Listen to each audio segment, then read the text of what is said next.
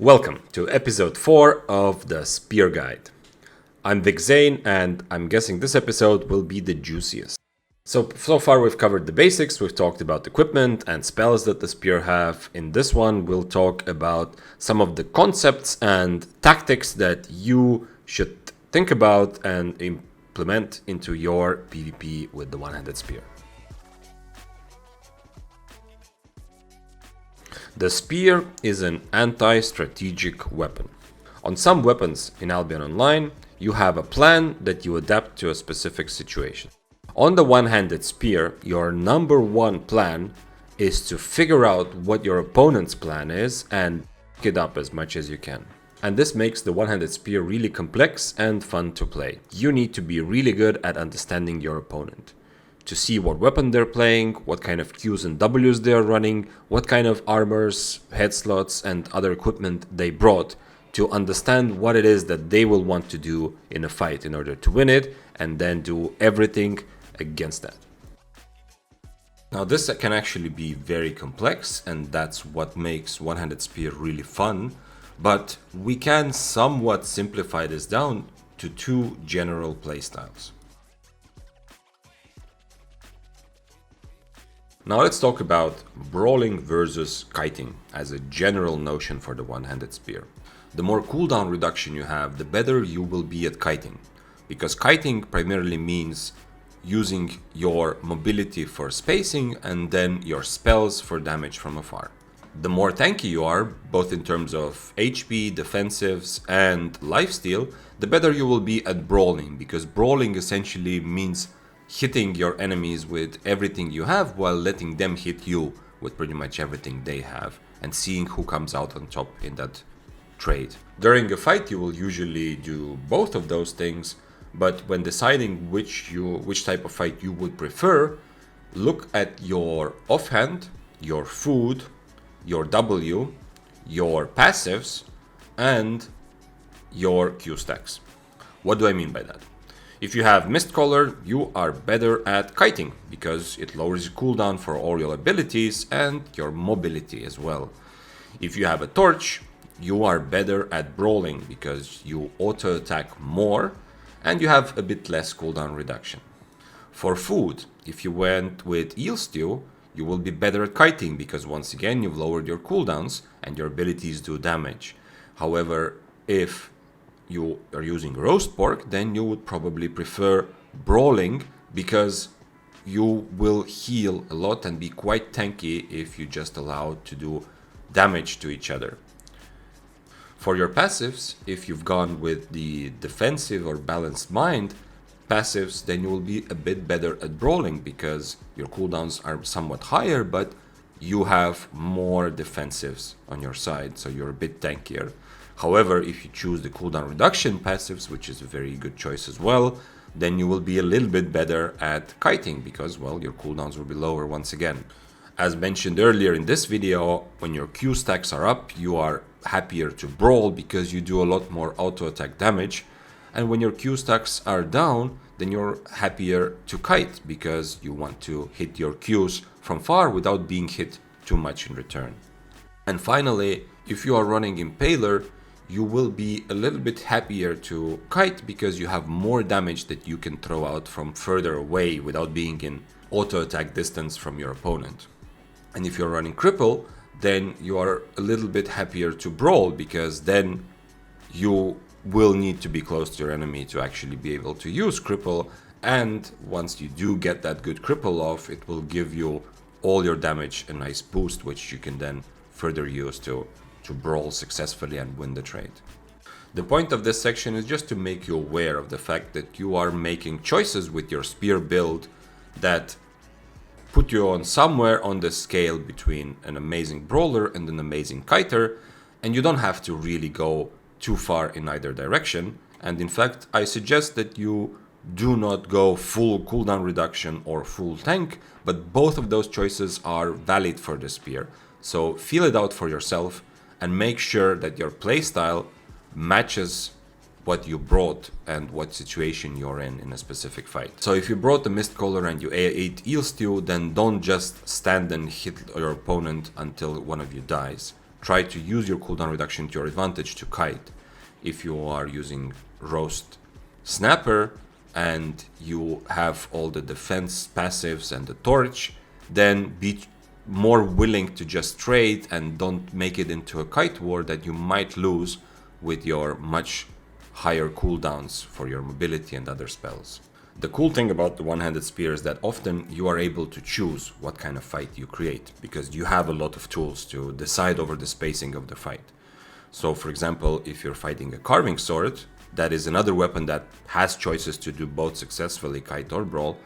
If you're fighting a carving sword that has gone the cooldown reduction route, then what you can do is eat a roast snapper and try to force them into a brawling fight, which will very often succeed, and then you can win that fight on your terms. If you fight someone whose build is all about getting in your face and hitting you until you die, then you can try to instead turn towards your kiting tools and try to make this into a kitey fight as best you can and beat them once again on your own terms.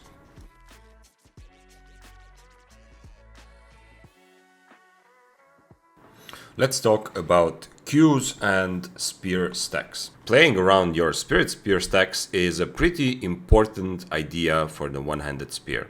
And there's a couple things that you will need to note and keep track of during the fight. Number one, if you're fighting in the mists, then it is a very good habit to pay attention to your surroundings and the mobs and little critters that you find around the fight. Much like the swords or daggers, for example, as a spear, you do want to constantly keep stacking up on mobs if you are chasing your enemy or spacing away from them, or just generally, for whatever reason, there's a mob that you can hit with your Q, or maybe two mobs, even better, when you cannot really reach your opponent.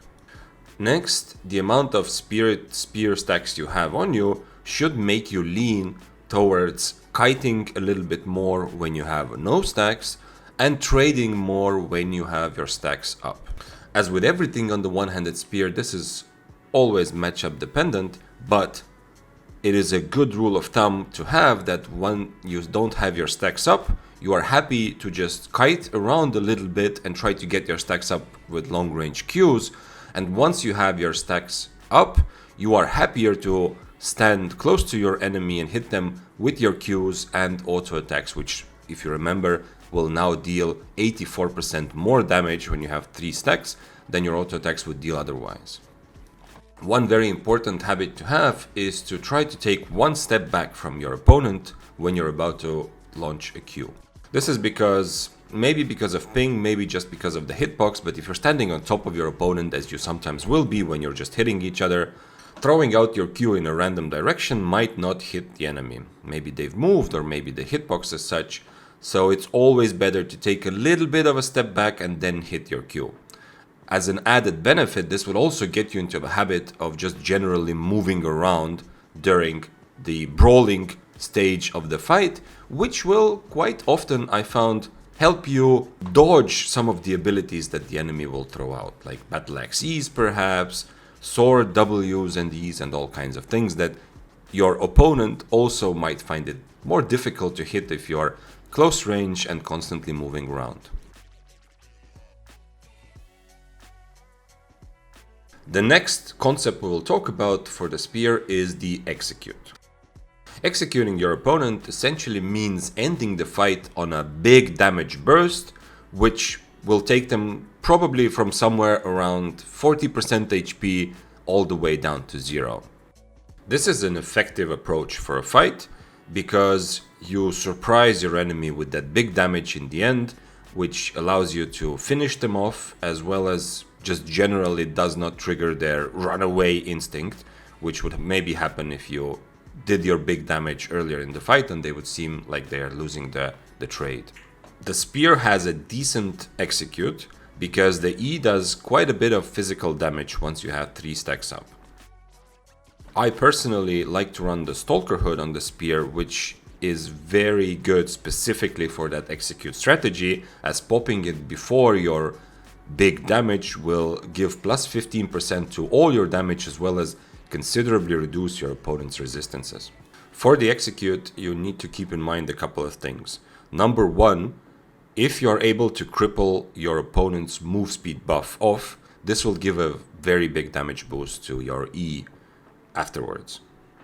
This is why Execute is especially a nice strategy against swords and even against axes that run Adrenaline Rush, because they pretty much allow you to time your cripple whenever you need it for your Execute. Now, in a perfect world, you would perform your Execute on your enemy exactly when you have enough damage to finish them off before they can react. And if you're using the same build as I do, then the exact sequence should be Stalker Hood, then Cripple, then E, and then as they are being stunned by your E, you still have time to throw up one more Q behind you.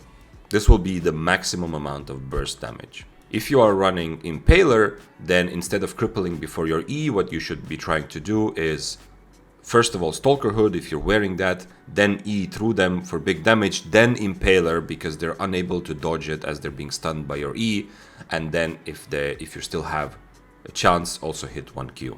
Understanding when you are able to execute your opponent is a big part of the skill on the one-handed spear, because if you do this too late, well, if you're essentially not using your spells to execute your opponent when you already can, then they are probably going to kill you, perhaps with their own execute or just with their own spells in whatever way.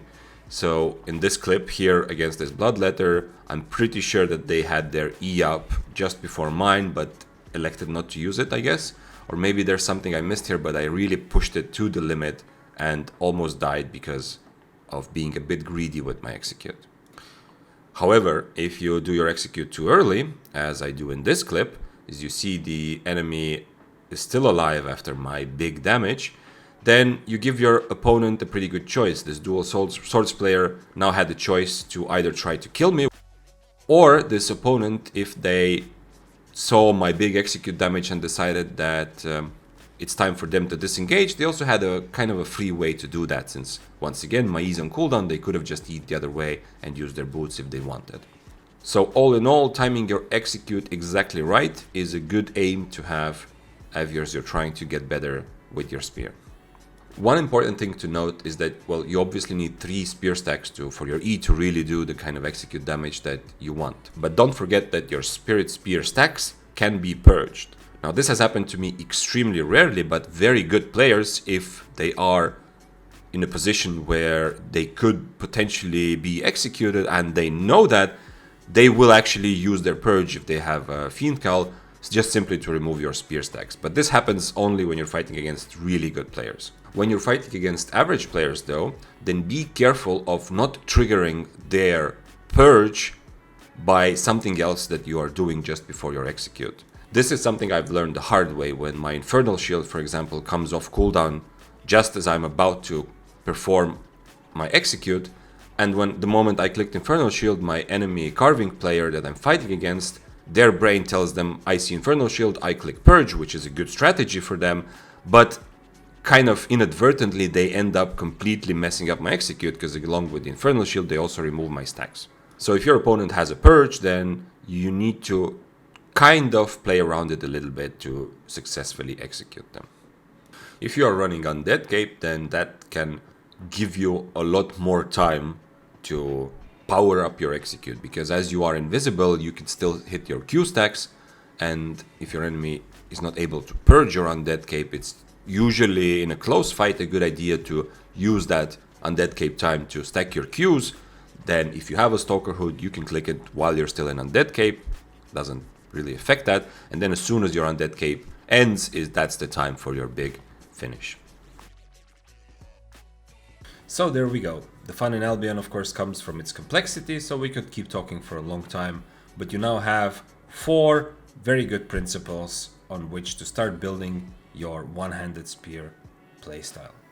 Thanks for sticking around until the end of this guide. Don't forget to like, subscribe in order to have even more fun in the future. Bye bye.